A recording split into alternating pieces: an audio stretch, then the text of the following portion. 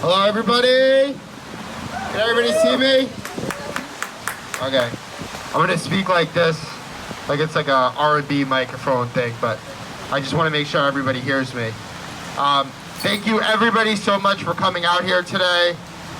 This is an incredibly important protest that we're having that is centered around police accountability, police brutality, and systemic racism throughout this country and throughout this state, right? And so as I stand here a day before July 4th, and I was thinking about what I was going to say, I remember that July 4th, for people that look like me and others around this country, does not represent freedom to us, does not represent a happy time for us in this country. In fact, what it represents is white supremacy, genocide, and overall pain for our people. And as we continue to look at our systems of oppression that affect us on a day-to-day basis, we find that basic necessities are failed to be met time in and time again, as our elected officials here in this state refuse to acknowledge the solutions and the needs of our people.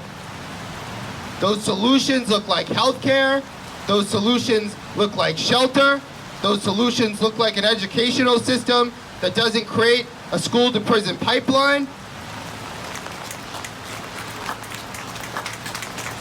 And for some reason, in this state, elected officials, not all, but elected officials believe that you can address systemic issues one at a time, 1 year at a time. And I'm here to say that that's not how systemic oppression works. And I really struggle to find an understanding that if these people clearly understand what systemic oppression is, then why are they moving so slow? And that is the question. Either you don't understand or you don't care. And I think they don't care. And let me list a couple of reasons why.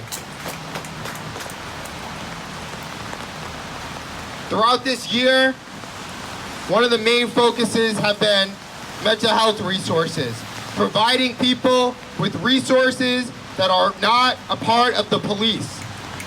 As the police do not protect us, and they cannot be trusted to be able to be our protectors that serve the people. That's a fact. Can we hear a clap for that? And so oftentimes, defund the police, reallocation of funds are continued to be brought up. And there are some people, understandably, that don't understand what that means.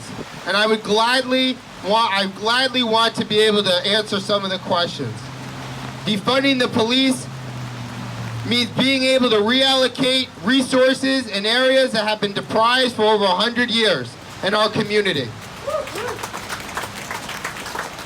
It does not mean anarchy. It does not mean an unlawful society. In fact, it means the opposite. It means being able to address the poverty-ridden areas in our neighborhood that have been suffering because of the lack of resources. It means fixing our schools so we don't have SROs in our schools that create a prison-to-school pipeline. And despite multiple calls for the removal of SROs, our governor and our mayor still refuse to be for the students and our community. And the ultimate hypocrisy of them coming on 2 days ago in a press conference saying that they are for mental health resources, when you refuse, Mayor, to remove SROs in our school, I call bullshit on that.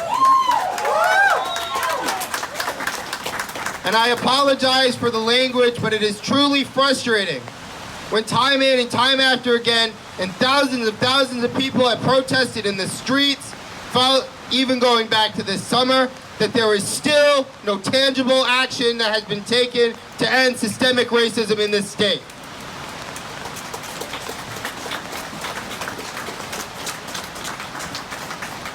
And so now we're only left with a couple of things to do. We have to continue to fight. We have to continue to come out and advocate. And we have to vote our elected officials who are not doing what they're supposed to do and, quite frankly, ignoring the community.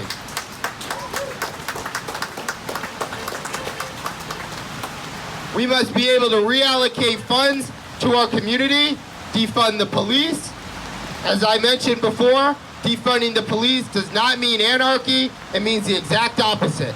It means that our kids aren't pepper sprayed. It means that kids aren't shot in the arm by off-duty cops that are in fact SROs.